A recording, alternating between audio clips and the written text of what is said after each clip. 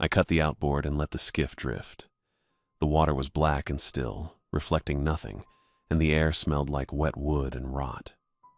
This was my 18th night survey in 3 weeks, and up until now they'd all been the same.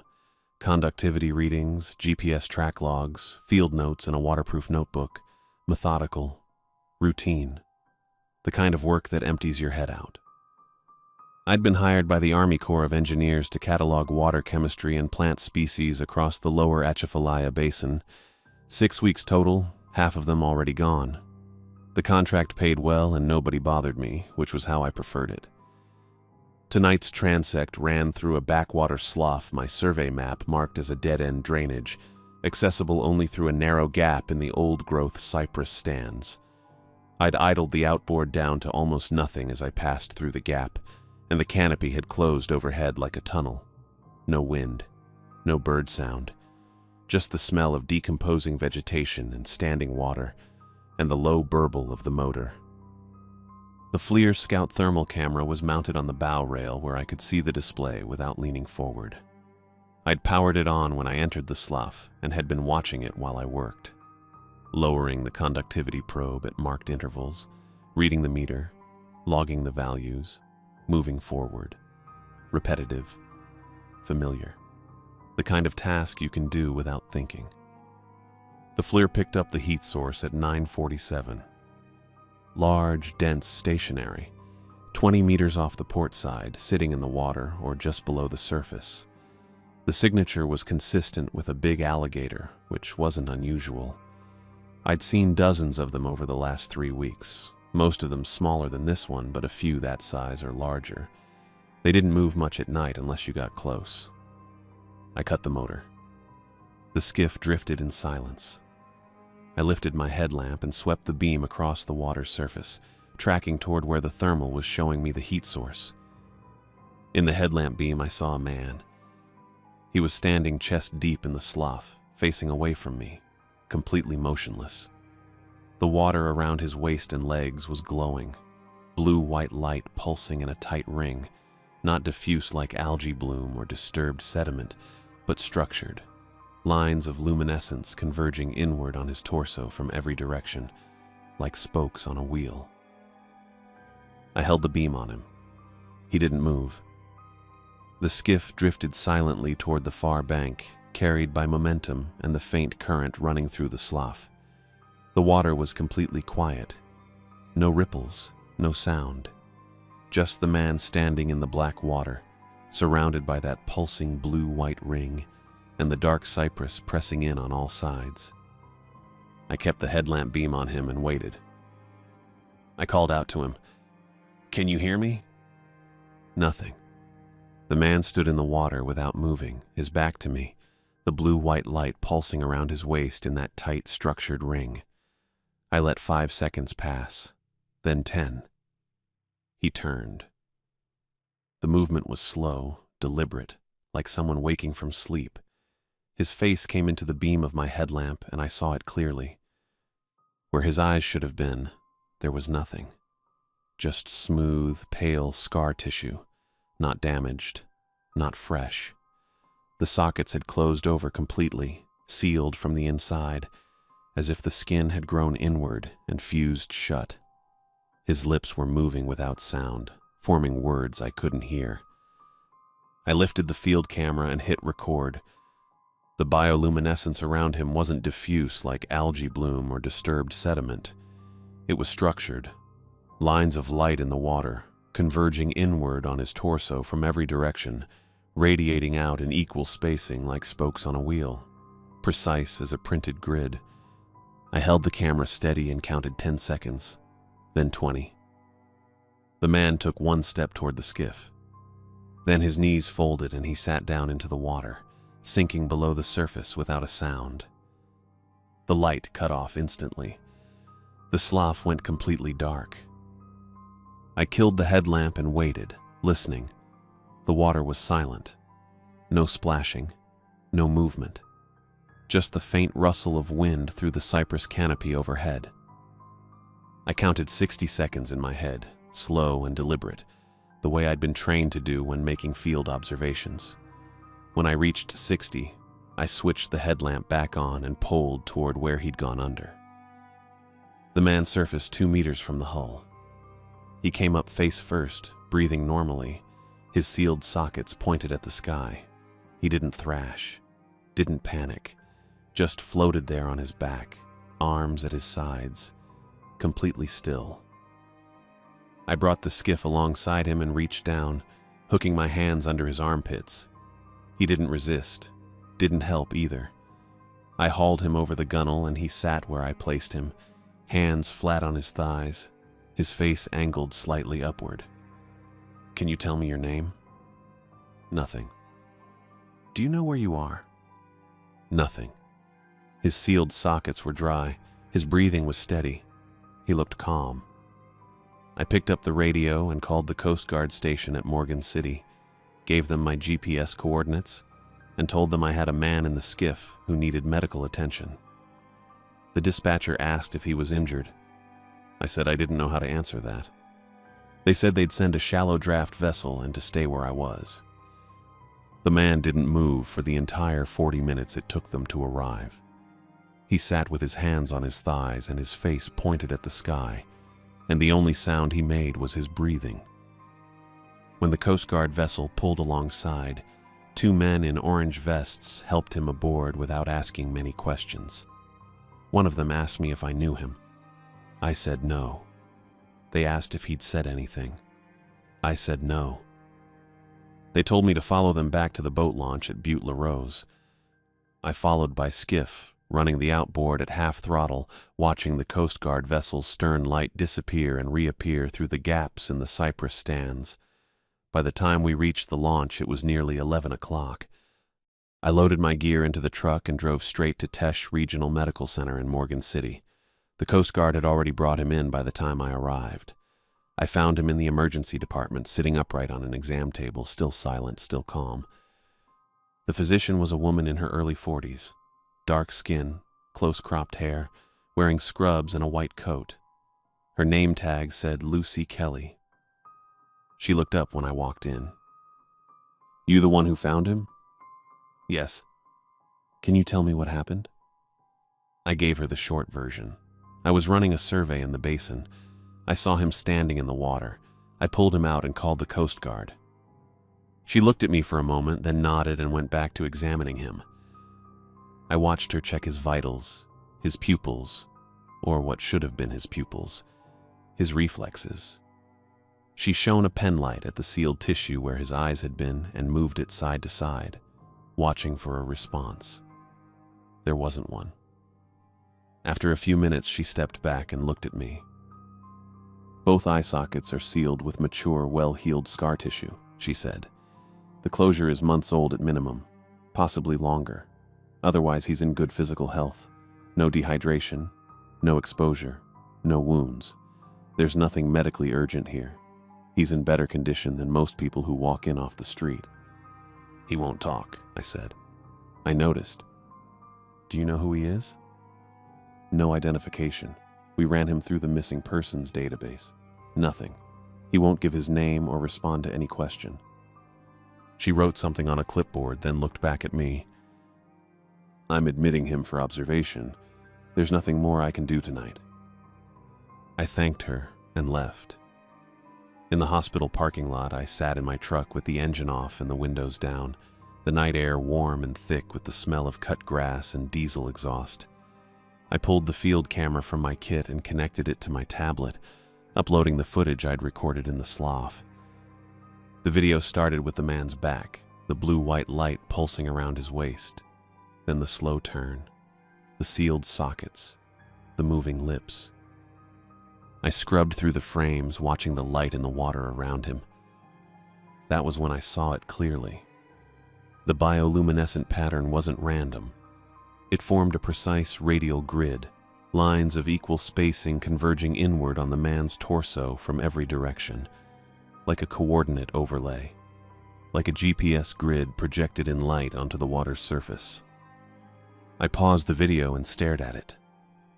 Then I opened the GPS track log on my tablet and pulled up the Corps of Engineers survey dataset for the lower Atchafalaya. I cross-referenced my position from the night, latitude and longitude, locked in at the moment I'd cut the motor and drifted toward the man. The backwater slough where I'd found him wasn't on the map. I zoomed in, zoomed out, checked the dataset version, checked the date. The slough wasn't there. The entire reach was absent from the active survey map, as if it had been deliberately excluded from the grid. I sat in the truck with the tablet on my lap, the screen showing the blank space where the slough should have been. The field camera footage was paused on the frame of the radial bioluminescent grid converging on the motionless man. I didn't move for a long time. I waited until morning to make the call. Edith Cortez didn't answer office hours calls before 8, and I wanted her at her desk when I told her what I'd found. The field camp trailer was quiet. I'd made coffee on the propane burner and sat with my tablet open to the GPS track log, the blank space on the core data set where the slough should have been. The coordinates were accurate. I'd checked them 3 times. At 8:02, I dialed her direct line. She picked up on the 3rd ring. "Cooper," she said, "you're up early." "I need to report an unmapped backwater," I said. 4 miles east of the main channel, accessible through a gap in the cypress stands. It's not in the active survey dataset. Silence. I waited. The line was still live. I could hear the faint hum of her office air conditioning, but she didn't speak. "Edith?" "Give me the coordinates," she said. I read them off the tablet screen. She didn't respond. I heard the soft click of her typing, then a pause that stretched long enough I thought the call had dropped. "Edith, are you—" "A survey crew flagged that reach of the basin in 2019 for navigational anomalies," she said. Her voice was flat, careful. "The district office subsequently removed it from the active map." I set the coffee cup down. "Why?" "I can't say more than that on the phone. Don't push this up the chain until I've had a chance to look at the file." "What file?" But she'd already hung up. I sat there with the phone in my hand, staring at the blank space on the map. A survey crew had flagged it for navigational anomalies, and the district office had buried it. I thought about the man in the water, the bioluminescent grid converging on his body, the sealed eye sockets, the way he'd sat down into the black water and surfaced 2 meters from the hull without panic, without sound. Navigational anomalies. I closed the tablet and finished the coffee. The boat landing at Butte La Rose was busy by the time I arrived.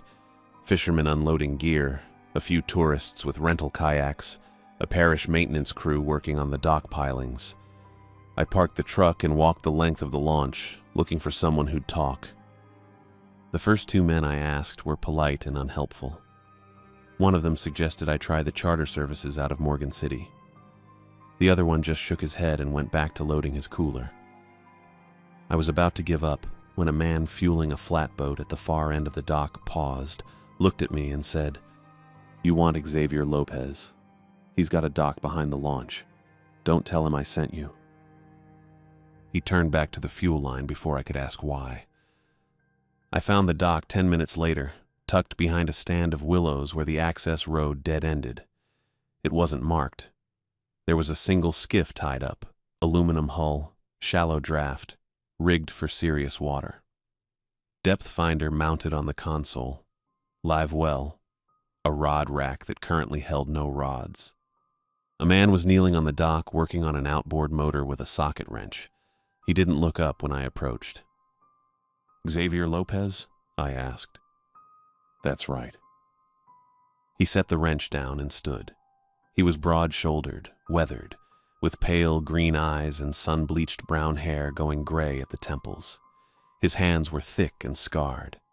He looked at me the way you'd look at a stranger who'd walked into your yard uninvited. "I need a guide," I said. "Someone who knows the back sloughs east of the main channel." "Plenty of guides in Morgan City." "I need someone who knows the unmapped reach 4 miles out." His expression didn't change, but something shifted in the way he was standing. He picked up a rag and wiped his hands slowly, methodically, not looking at me. "What for?" he asked. "Water samples. I have GPS coordinates for a backwater that isn't on any core map. I need to get in there and run a few tests." He folded the rag and set it on the dock rail. "When?" "Tomorrow morning." He didn't answer right away. He looked past me, out toward the main channel, then down at the skiff. His silence wasn't the silence of someone thinking it over. It was the silence of someone who already knew enough not to want more. "I'll take you," he said finally. "Be here at 6. "What's your rate?" "200 for the day, cash." I nodded. He picked up the socket wrench and went back to the motor without another word. I drove away from the Butte La Rose dock with Xavier's agreement for the next morning, the guide's near-total silence about the unmapped Slav sitting heavier than any question he could have asked. Xavier showed up at the dock just after 6, the sky still gray. He parked his truck and walked to the skiff carrying a rifle case. I watched him open the case and pull out a bolt-action 30-06. He checked the chamber, set the safety, and laid it flat in the bottom of the skiff without saying a word about why he'd brought it. I didn't ask. We ran the main channel east for 40 minutes, the water flat and the air cool, then turned north into a series of narrowing sloughs that twisted through the cypress stands. The trees closed over us gradually, getting thicker and taller the deeper we went, until the canopy overhead was solid enough to block most of the sky. The light turned green and dim, and the GPS signal on my handheld started flickering, dropping out for 10-second stretches and leaving gaps in the track log. Xavier slowed the motor but didn't stop. He knew this water. The unmapped backwater opened ahead without warning, the channel widening into a broad, still pool that stretched 100 yards in every direction. The water was black, not brown, and the cypress knees rose from the surface in rows that looked almost deliberate, like someone had planted them. There was no wind, no bird sound. The air smelled like rot and standing water, thick enough to taste. Xavier killed the motor and let the skiff drift. I pulled my sample kit and ran conductivity first, then salinity, then a field bioluminescence assay on the silt I scooped from just below the surface.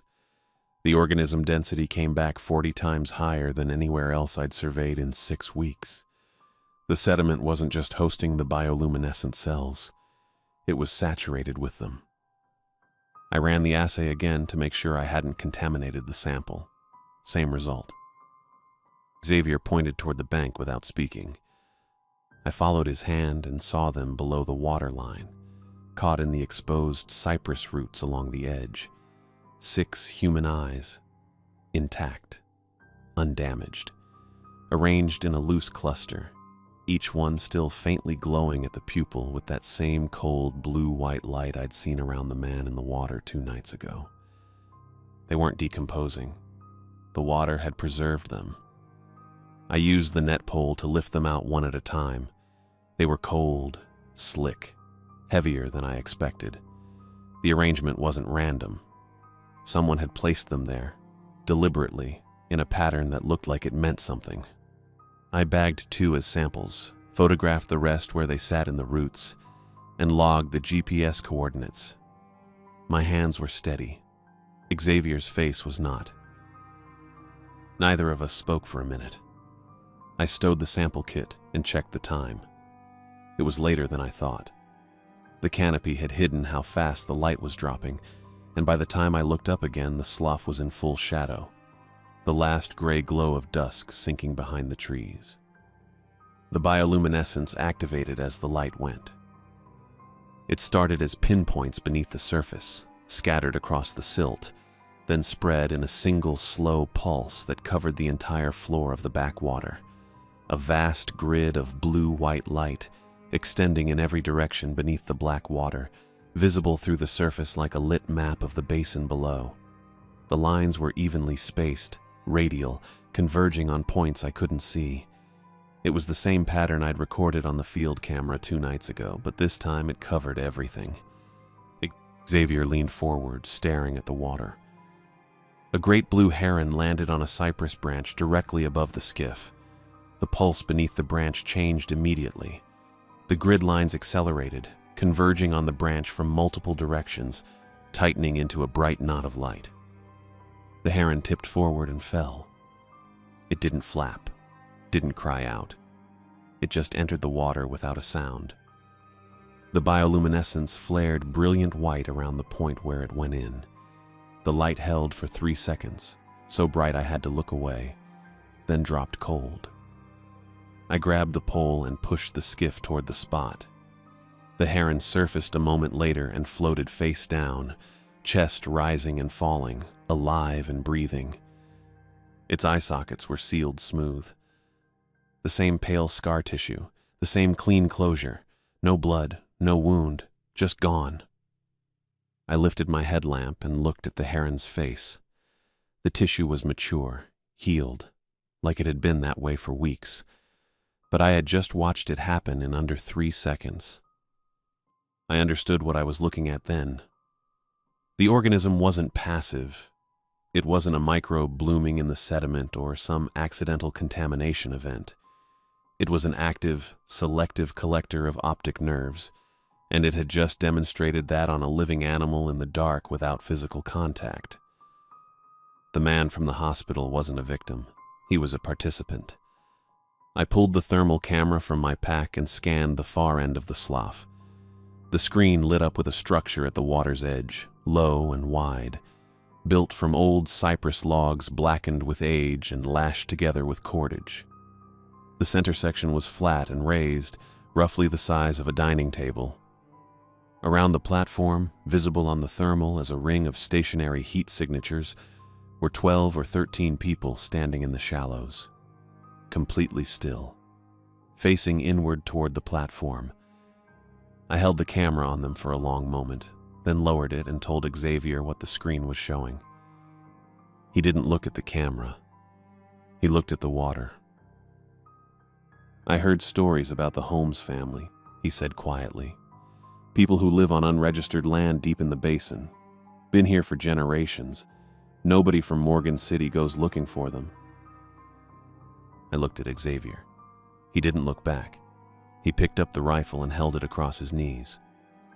I pulled toward the platform. The water was still and black and made no sound under the hull. The bioluminescent grid pulsed beneath us in slow waves, lighting the cypress roots along the waterline. And I could see the platform clearly now. Old cypress logs lashed together with cordage that looked like it had been there for decades. The center section was flat and raised, big enough for 3 or 4 people to lie down. A tall man stepped to the water's edge and waited. He didn't move. He just stood there, hands loose at his sides, watching us approach. When we were close enough that I could see his face, he spoke. "You're not trespassing exactly," he said. His voice was low and slow, unhurried. "But you've come further than most people do. You're welcome to leave the same way you arrived." I set the pole down and let the skiff drift the last few feet. "The man from the hospital," I said. "The one I pulled from the water. I need to know who he is." The tall man nodded once. "His name is Tim. He gave his eyes willingly. He'll be returning to the basin soon." I looked at his eyes. They were intact. Both of them. But the irises carried a faint blue-white film, the same cold luminescence as the grid in the water. It wasn't reflected light. It was coming from behind them, as if something inside his skull was glowing. "I'm Donnie," he said. "You can come up on the platform if you want. I'll show you what the exchange is." He said it the way someone offers a cup of coffee. No pressure, no urgency, just an invitation he'd clearly made before. I stepped onto the platform. Xavier followed, the rifle still in his hands. There was a young man lying on his back on the center section. He was awake. His eyes were open and looking straight up at the canopy, and his hands were flat at his sides. His expression was calm, deliberate, like he'd been waiting for this. Around the platform, standing in the shallows, were 12 or 13 people, all of them blind, all of them with sealed sockets, all of them facing inward toward the young man. The bioluminescent grid in the water converged on the platform from every direction. I could see it through the surface, lines of light drawing inward in slow pulses. "The organism in the water isn't a microbe," Donnie said quietly. "It's the peripheral nervous system of something much older, something that's been living in the basin's deep sediment longer than the cypress trees, possibly longer than the delta itself." I didn't say anything. I just watched the grid pulse. "It perceives the world through bioluminescent signal," Donnie continued. "Years ago, it started offering a trade. It shares its perception, a vast, 360-degree awareness of every living thing moving through the basin, in exchange for human optic nerves. The nerves carry a different kind of signal. Richer, the organism processes them as a new way of seeing." He gestured toward the people standing in the water.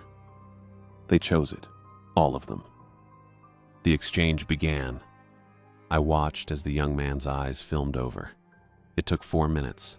The blue-white glow spread across the surface of each eye like frost forming on glass, and then the sockets went smooth.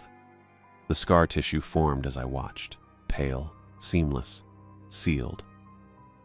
The young man sat up. He turned his sealed face toward me. "I can see you," he said. His expression was one of complete peace. Not performance, not pretending, just peace. I raised my field camera and took 3 photographs: the platform, the people in the water, the young man. The bioluminescent grid fired. Every cell in the basin ignited at once. The whole slough went blue-white, brighter than daylight, and I couldn't see anything except light. Xavier raised the rifle, but there was nothing to point it at. The grid lines in the water were converging on us from all directions. "Be still," Donnie said sharply. "Both of you. The organism is reading you.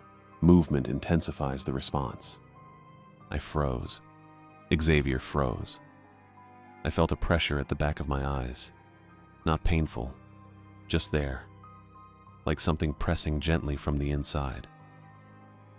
"I think I'm going blind," Xavier said. His voice was flat, factual. Donnie stepped forward and took the rifle from Xavier's hands. Xavier didn't resist.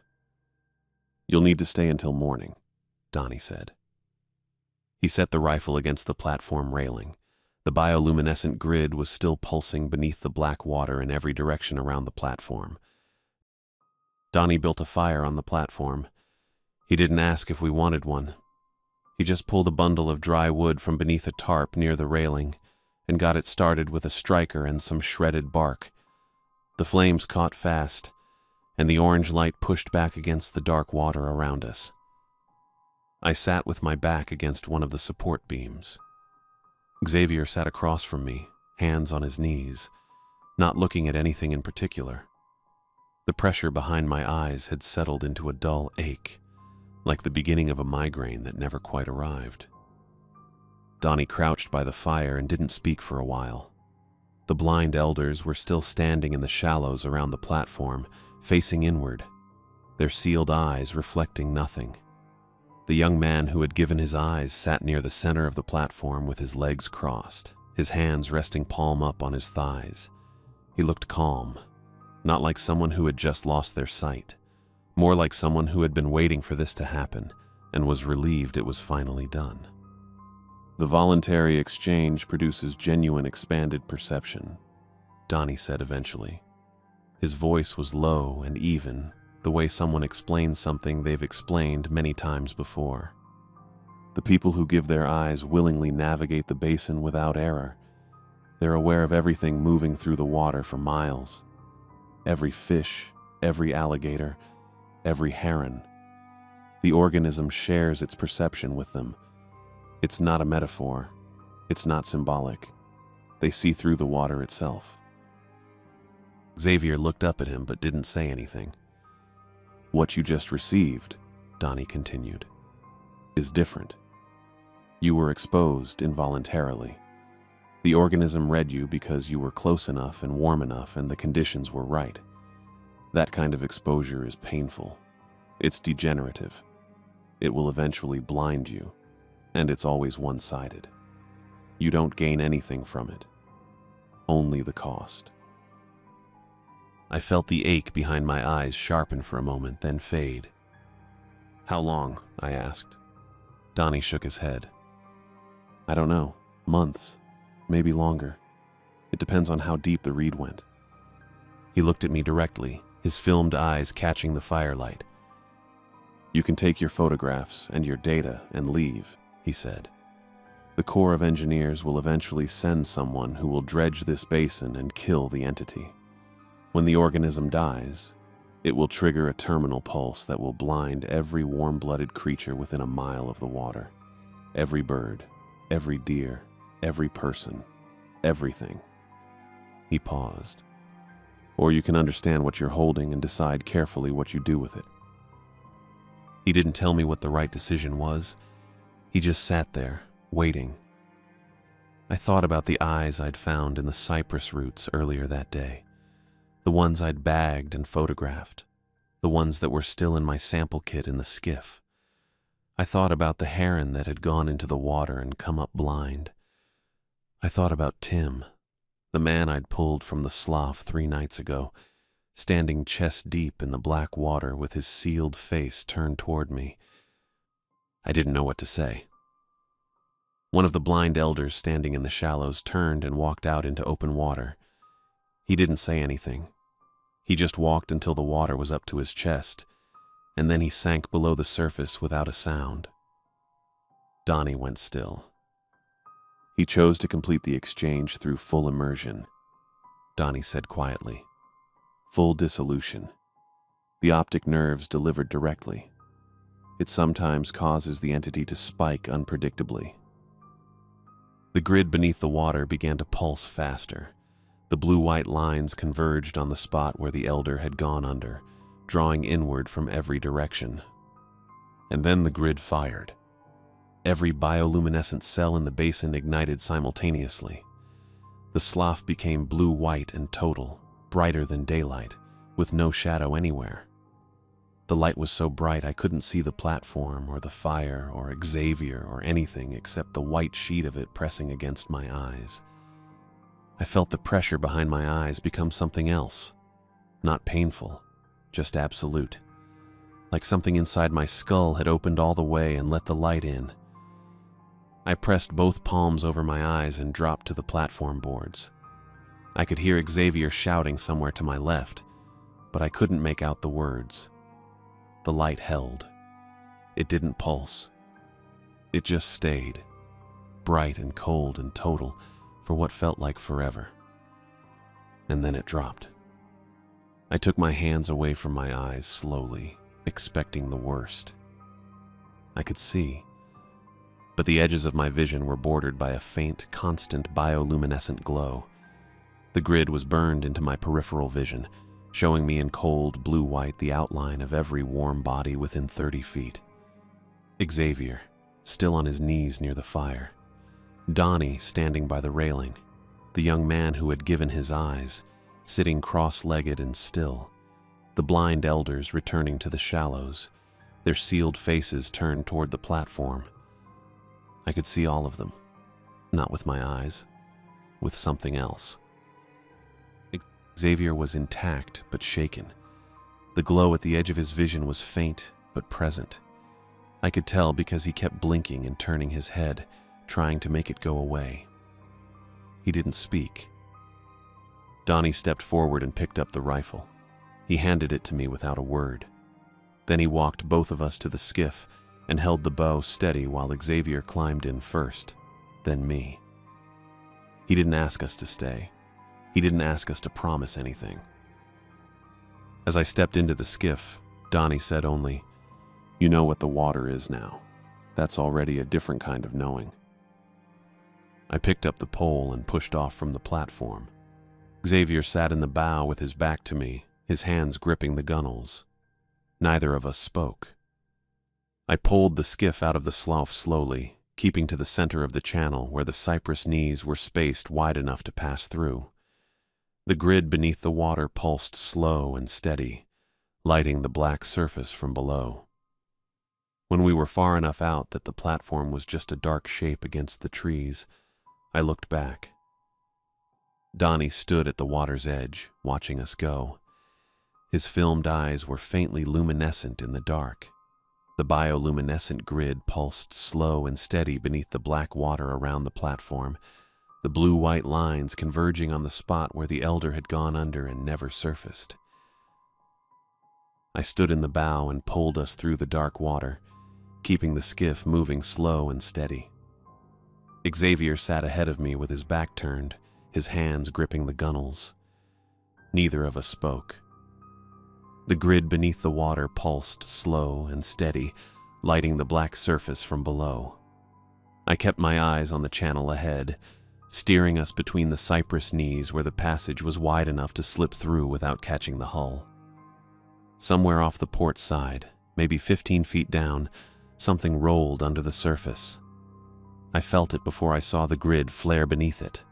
A gar, long and heavy, turning in the current. The pressure arrived at the edge of my mind like a weight I couldn't shake. I knew exactly where the fish was, how fast it was moving, the shape of its body cutting through the water. I tried to ignore it, tried to focus on the pole, on the rhythm of pushing us forward. But the pressure didn't stop. It settled in and stayed there, constant and quiet, feeding me information I hadn't asked for. A turtle moved off the bottom to starboard, its shell scraping against the silt. I felt that too. The grid beneath it flared blue-white, and I knew the exact distance, 20 feet, maybe a little more, and the direction it was crawling. Up ahead, something large and slow drifted in the center of the channel. An alligator, probably. The grid pulsed beneath it in a slow, steady rhythm, the lines converging on the body from every direction. I adjusted our course without thinking, steering us wide to give it room. Xavier didn't turn around, didn't say a word. I kept poling. The canopy began to open up as we moved further from the slough. The sky above us was still dark, but the trees were spaced wider now, and the GPS signal on my phone flickered back to life. We were close to the main channel. Xavier finally spoke. "I'm going to sell the boat," he said. His voice was flat, all the texture stripped out of it. "I'm not coming back out here." He said it once, quietly, and then went silent again. I didn't try to argue with him. There wasn't anything to say that would change what we both knew now. The grid at the edge of my vision pulsed faint and steady, and I was aware of every living thing in the water around us, their positions mapped out in my mind like coordinates on a chart. We reached the main channel and I steered us south toward Butte La Rose. The water opened up wide and black, the current running smooth beneath the hull. The grid was still there beneath the surface, but it was thinner here, the lines spaced further apart. The organism didn't cover the whole basin, just the backwaters, just the places where the silt was deep and the water didn't move. The boat launch came into view maybe 30 minutes later. Xavier stood up before I brought the skiff alongside the dock, and he tied us off without looking at me. He stepped onto the planks, walked to his truck, and climbed inside. I watched him go. The engine started, the headlights swept across the empty gravel lot, and then he was gone. I stood there for a long time, the skiff rocking gently against the dock. The grid pulsed at the edge of my vision, faint but constant, showing me the outline of the pilings beneath the water and the fish moving through the shallows near the bank. I loaded my gear into the truck bed, tied down the tarp, and drove back to camp. The road was empty. The headlights cut through the dark, and I kept both hands on the wheel, my eyes on the white line running down the center of the asphalt. The grid pulsed at the edge of my vision every 8 seconds, steady as a metronome. I could still feel the weight of everything moving in the water behind me, the pressure at the back of my mind like a signal I couldn't shut off. The field camp was dark when I pulled in. I killed the engine and sat in the cab for a while, listening to the ticking of the cooling metal and the sound of crickets in the tall grass along the fence line. Finally, I got out and walked to the trailer. The door was unlocked. I flipped the light switch and the overhead fluorescent buzzed to life, casting everything in cold white. I dropped my bag on the floor and walked to the bathroom. The mirror above the sink was streaked with dust and water spots. I turned on the tap and splashed cold water on my face, then looked up at my reflection. The grid was still there at the edges of my vision. Faint blue-white lines pulsing slow and steady, running along the periphery like a border I couldn't blink away. The interval was constant. 8 seconds. Pulse. 8 seconds. Pulse. I leaned closer to the mirror, turning my head slightly to one side. The grid moved with me, always at the edge, never quite in focus. And in the reflection I could see the outline of my own face rendered in cold light. The warm shape of my head and shoulders mapped out in blue-white at the edges, the way the organism saw me. I stood there and watched it pulse. 8 seconds. 8 seconds. 8 seconds. It didn't stop. I woke up with the grid still there. The blue-white lines pulsed steady at the edge of my vision, mapping everything warm in the trailer.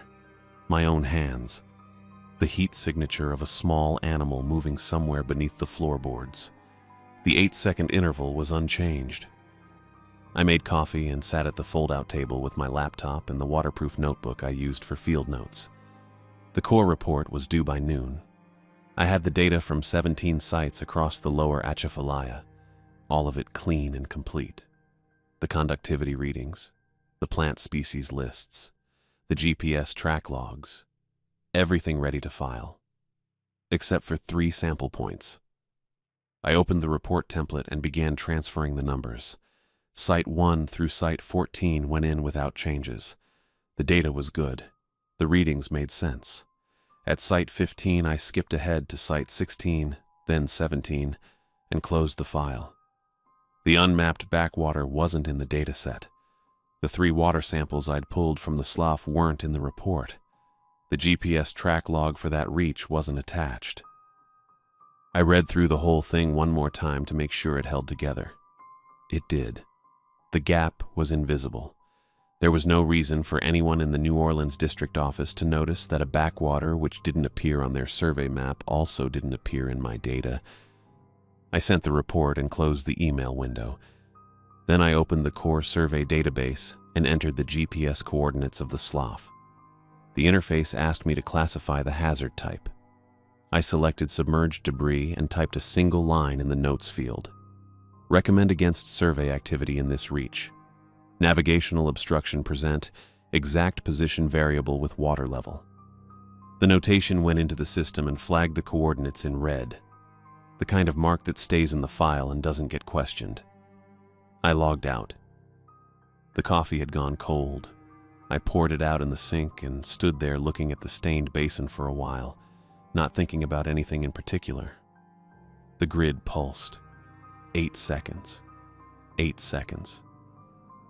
When the sun went down, I sat back at the table and opened my field journal. The notebook was half full of survey notes, all of it written in the same careful block print I'd been using since graduate school. I turned to the first blank page and started writing. I wrote about the man in the water, the way the bioluminescence had ringed his body in a radial grid, lines converging inward from every direction, and the way his face had been sealed smooth where his eyes should have been. I wrote about pulling him into the skiff and the way he had sat without speaking, hands flat on his thighs, breathing normally. I wrote about the eyes and the cypress roots, 6 of them, intact and undamaged, still faintly luminescent at the pupils, arranged too carefully to be accidental. I wrote about the heron, the way it had tipped forward off the branch and entered the water without a sound, and the way the light had flared around it and gone cold, and the way it had surfaced with its eye sockets sealed, alive and breathing and blind. I wrote about the platform, the people standing in the shallows around it, all of them eyeless, all of them facing inward. The young man lying on the center section, calm and awake. and the way the grid had drawn toward him in slow pulses, the way his eyes had filmed over blue-white and then gone smooth, the scar tissue forming while I watched. I wrote what Donnie had said, that the organism in the water wasn't a microbe but the peripheral nervous system of something older than the Delta, that it had been offering a trade for years, expanded perception in exchange for human optic nerves, that the people who took the trade could navigate the basin without error, aware of everything moving through the water for miles. I wrote what the involuntary exposure had cost, the pressure behind my eyes, the way the terminal pulse had burned the grid into my peripheral vision, permanent and not switching off, the way Xavier had said he was going blind in a flat, empty voice, and the way he'd told me he was selling his boat and never coming back. I wrote about Donnie's two options: take the data and the photographs and file the report, and the Corps would dredge the basin and kill the entity, and the organism would trigger a pulse that would blind every warm-blooded creature within a mile of the water, or understand what I was holding and decide carefully what I did with it. I wrote for 3 pages and then stopped. My handwriting was still steady. The grid pulsed at the edge of my vision, mapping the warm outline of my own hand moving across the paper. I closed the journal and opened my laptop. The forum I used for field observations had a section for unusual environmental phenomena. I'd posted there before, once about an algae bloom in a Texas reservoir, and once about a coordinated bioluminescent plankton event off the Carolina coast.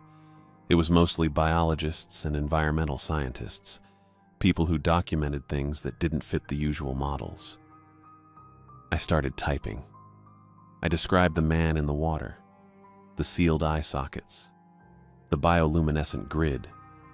I described the eyes in the cypress roots and the heron that went into the water and came out blind. I described the platform and the exchange and what Donnie had told me about the organism and the trade. I included everything I'd written in the field journal except the name of the basin and the GPS coordinates of the slough. When I got to the end, I stopped and read it over. It sounded clinical, factual, like a field report with the location data stripped out. I thought about adding more, some kind of context or explanation, but there wasn't anything else to say. The data was the data. I added one more paragraph. If you're working near bioluminescent water, anywhere, not just the Gulf Coast, and the light activates in a pattern rather than randomly, you need to know what that means. If it moves toward you in lines, not clouds, it's not algae and it's not plankton. If it pulses at regular intervals, if it forms a grid, get out of the water. Don't stop to look at it. Don't photograph it. Just go. I read the whole post one more time, then I hit submit. The post went live. The timestamp appeared at the top. October 17th, 2024, 9:43 p.m. I closed the laptop and sat in the dark trailer, listening to the sounds of the camp around me. The hum of the propane fridge, the creak of the aluminum frame settling, the faint rustle of something moving through the grass outside. The grid pulsed once in my peripheral vision, blue-white lines, steady and cold, mapping the warm shape of my own body in the chair. 8 seconds, then again. 8 seconds. It didn't stop.